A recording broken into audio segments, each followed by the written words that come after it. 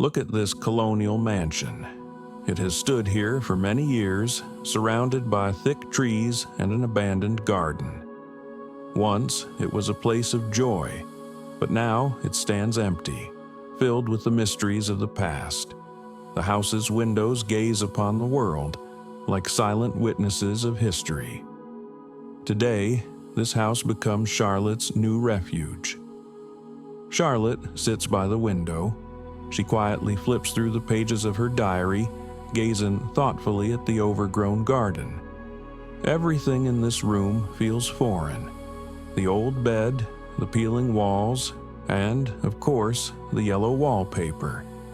It draws her attention as if it holds secrets of its own. Charlotte feels the wallpaper is alive, constantly changing under the light of the moon and sun. With each passing day, Charlotte feels increasing tension. She wakes up at night, staring at the strange patterns of the wallpaper, catching herself thinking that someone is hiding behind it. Her diary fills with notes about the mysterious figures she sees.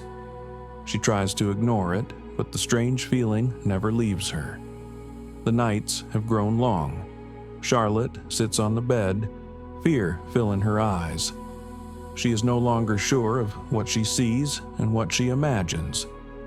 Moonlight illuminates the patterns, turning them into grids behind which shadows lurk. Sometimes she thinks her own shadow has become foreign to her. Charlotte begins to act. Her hands reach out to the wallpaper, trying to tear off a piece to see what's hidden behind it. She feels as if something is moving behind the wallpaper. Women's silhouettes appear and disappear, looking at her as if waiting for help. The wallpaper becomes a barrier between Charlotte and the world beyond. Now she locks the door. Shreds of wallpaper lie scattered on the floor, and the room fills with a strange light. Charlotte feels she is becoming part of this room. She no longer writes in her diary. Words seem meaningless. In her mind, only the wallpaper and the figures behind it remain. Charlotte crawls around the room, following the lines of the wallpaper's patterns. Her gaze is wild. She no longer recognizes herself.